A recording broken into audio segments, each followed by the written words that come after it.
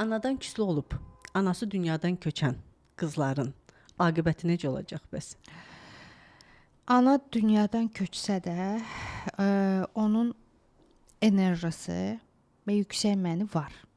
Yəni onu biz elə bil mənim anam olan yerdən qopardıb atmıram.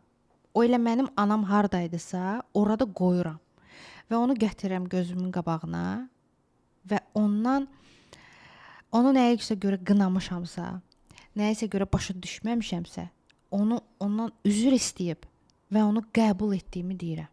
Hələ də başa düşmürsə.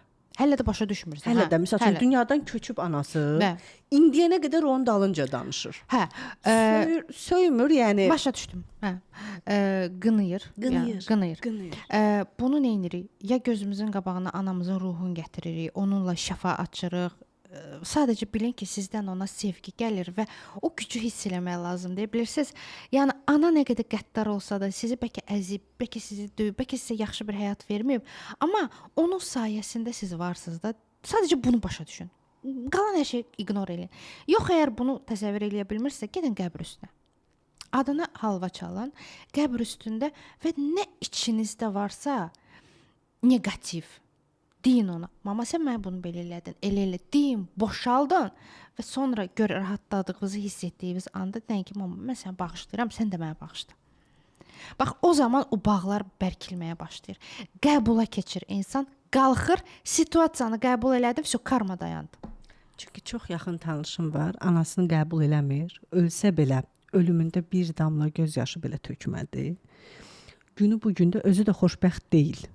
Başa düşə bilmir hardadır. Əslində mən düşünürəm ki, orayla bağlıdır. Amma bu qədər dərinliyini bilmirdim heç.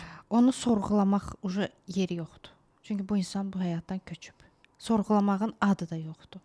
Qəbul etməməklə insan, biz elə bilirik ki, biz kimisə bağışlayanda biz ona yaxşılıq eləyirik. Məsəl üçün, istər anamız olsun, istər atamız olsun.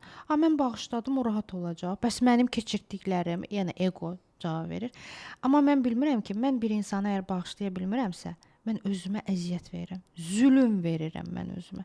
Mən bütün günü onu fikirləşirəm. Mən bütün günü onun mənə elədiklərini fikirləşirəm. Bu tək ana ataya deyil, bu yoldaş olsun, qaynana olsun, övlad olsun, fərqi yoxdur. O mənə onu elədi, niyə mənə belə baxdı? Mən nə edirəm? Mən o zülm verirəm. Mən özümü məhv edirəm. Mən bəlkə həyatımda yaxşı bir şeylər olacaqsa, mən fokusumu ona verə bilmirəm. Bəlkə bir fürsətlər açılır qabağıma, bir imkanlar açılır qabağıma, bir xoşbəxtlik enerjisi gəlir, mən onu qəbul edə bilmirəm. 100 il bundan qabaq kimsə nəsə deyib, deyim ki, ana deyib, ata deyib, nənə deyib, qaynana deyib, yoldaş deyib. 100 ildir loru mən də deyirəm, 10 il bundan qabaq, 3 il bundan qabaq. Onu öz ürəklərində saxlayıb böyüdən insanlar var. Özündən qurban düzəldir də və ona buna danışır. Mənim oğlum xəstə olanda, yenə də mən, misal, yəni mənə gəlir və kimi görürdüm, deyirdim, mənim oğlum xəstələnib. Mən onu ora apardım, bura apardım. Mənə deyirdilər, sən nə fədakar anasan, sən. Çünki birincisi mənə çox sağ ol deyən yox idi, ondan başlayaq.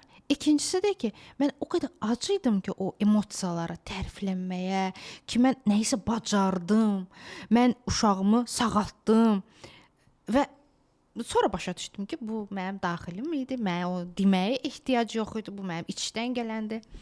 Mən indi o mövzunu ümumiyyətlə açmıram. İndi hal-hazırda sadəcə fərqindəlik üçün açıram. Mən artıq heç kimə demirəm. Mənə deyirlər ki, sən halaldır, sənə məsəl üçün Nihadı sən o vəziyyətdən çıxartdın. Deyirəm, eləməliydim. Bu mənim analıq borcum idi. Deyirəm, sallah, ya o söhbəti eləməyək. Mənim artıq o tərifə ehtiyacım yoxdur. Mən doymuşam. Qadınların çoxu acdır, sevgiyə acdır, diqqətə acdır, qayğıya acdır. Sadəcə gəl, necəsən? Özünü necə hiss eləyirsən sözünə acdır. Bunu biz mənim içimdə nədirsə, mən əgər boşamsa, kimsə məni gəlib doldurmağını gözləməyin. Bu absurddur. Eləməyin. Kimsə səni doldurmayacaq. Sənin için boşdursa, gələn səni daha da boşaldacaq. Daha da səni belə müflis eləyib. Yerlə yeksan eləyəcək. Sən özünü depolamalısan. Özün potensialın olmalıdır ki, sən aşıb daşsın o emosiyalar. Sənə gələn insan o emosiyaları sənə 100 qat artıq yaşatsın. Sən əgər özünün fərqindəsən ki, mən ilahi varlığam, məni Allah yaradıb, mən möhtəşəm enerjiyə sahibəm, mən əlayam, superəm, özgüvənliyəm, özdəyərliyəm. Gələn sənin hər elədiyinə təşəkkür edəcək.